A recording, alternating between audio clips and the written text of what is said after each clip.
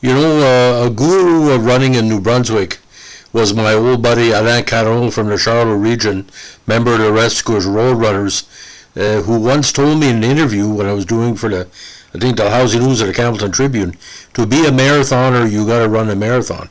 Now, this gentleman was a role model for many people. Personally, he's one of my heroes. I wouldn't have been a track and field aficionado and look forward to every event I covered in the North Shore, from Campbellton to Lousy, Batters, whatever, were it not for this person. He wasn't born with this name, but boys, he sounded like a superhero to me. Jerome Drayton.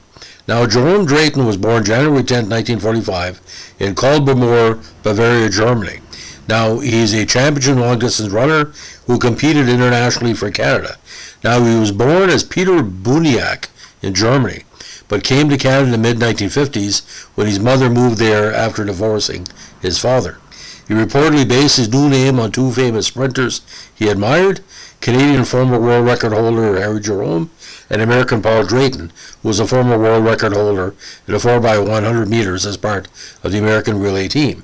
However, Drayton has denied this, stating that he chose Jerome because it was a name he had always liked, and Drayton because he thought the two names fit well together.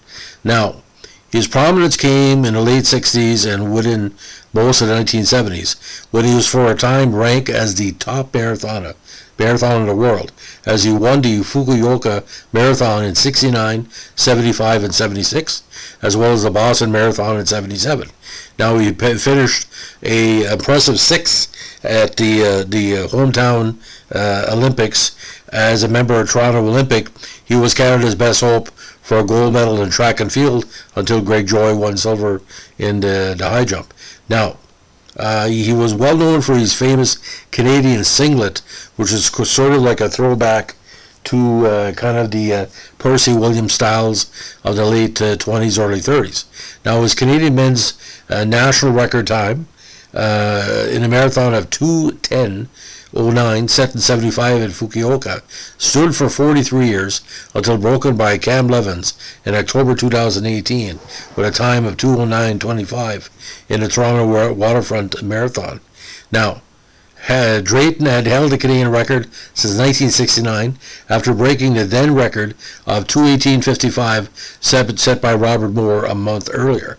Now, Drayton again came across athletics very easily because he was a multinational. Born in Munich to parents of Russian-Ukrainian background, so that Eastern European multiple, style of athleticism was deep in him. Now, having been born as the Second World War was coming to an end and extreme poverty was widespread, Drayton and his parents had traveled to Germany from Poland aboard a cattle train. Drayton's parents eventually divorced, and his mother, who had custody of him, moved to Canada and then brought Drayton over to Toronto in November 56 when he was 11. When he took up running in high school, Drayton's single-mindedness quickly became evident, and it wasn't long before he won top-caliber events. Now, after winning the Ontario High School Championships for Mimico High School, he was recruited to the Toronto Olympic Club when he began working with national distance running coach Paul Post, a legend, of course. Now, his first major big win was the Detroit, Michigan Motor City Marathon in 69, and of course he won Fukuoka. Now, his times were very consistent. He would always get in that 2:10 to the 2:16 range. He won the Canadian title in 1973 in St. John's. The Boston Marathon, he came up third in 74. Again, Fukuoka, 1975, he was first. Olympic Games, and a very, very speedy marathon, which was hampered somewhat by wet conditions. He finished sixth place. And, of course, a big fall, Sierpinski, Frank Shorter, Carol Lisbon, probably pound for pound the best marathon in Olympic history, in my personal opinion. Now, Fukuoka, again, 76, won the Boston Marathon with kind of an okay time, 2:14:46 in 77. Also was second at New York with a 2:13:52. Now, 78, slight upset. He didn't win the Commonwealth Gold in Edmonton, finishing in 2:16:14.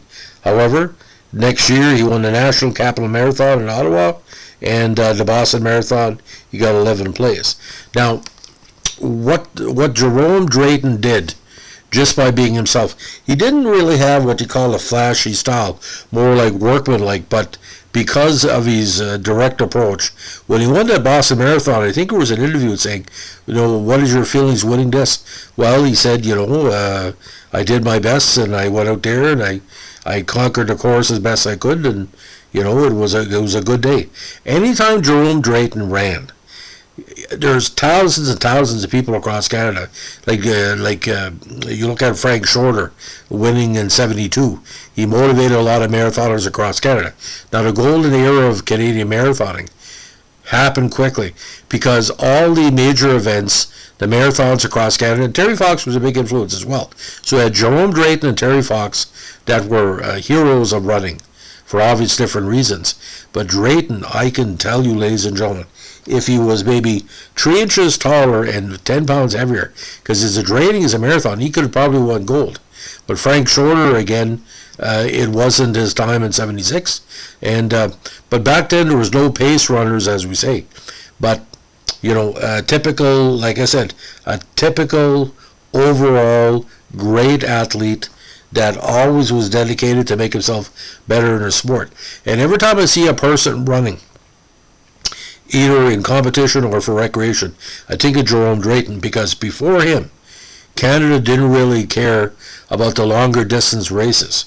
We had a few successes, sure, but Jerome kind of said, well, if he can do it, especially when he won Boston, and I think if the 1980 Olympics wasn't a boycott, he would definitely been a medal favorite in 1980, but that's the way it goes. So that's the legend of Jerome Drayton. If you like what we're doing here, we're an Olympic podcast. Give us a like, comment, and subscribe. And don't forget, if you have a chance, look at the 1976 marathon documentary, which I think was National Film Board production. It kind of tells the whole story of the importance of long-distance running to the individuals and the countries involved, especially the great Jerome Drayton, and what it meant to Canada. Have a good day. Bye.